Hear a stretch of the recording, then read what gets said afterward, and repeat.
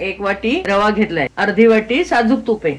मी थोडं तूप वगळून उरलेलं तूप भाजायला घेते रवा. आता गॅस मोठा ठेवलाय. काही सेकंदांनी मंद किंवा मध्यम गॅसवर हा रवा भाजायचा आहे. आपला रवा छान गुलाबीसर भाजून झालाय. 3 ते 4 मिनिटं लागलेत मंद गॅसवर.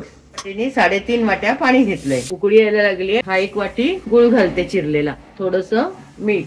या गुळाचा कुठला पाक वगैरे करायचा नाहीये, गॅस अगदी बारीक आहे. गुळ विरघळलाय. हा भाजून घेतलेला रवा घालतील.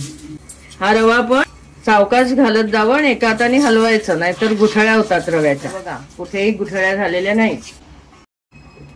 काही सेकंद वाफाल्यावर काढून शिरा ढवळूया. पुरवलंय तूप ते घालूया.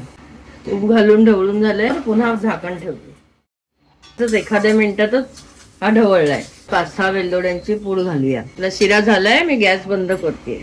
एखादा काजू पाकळ्या करून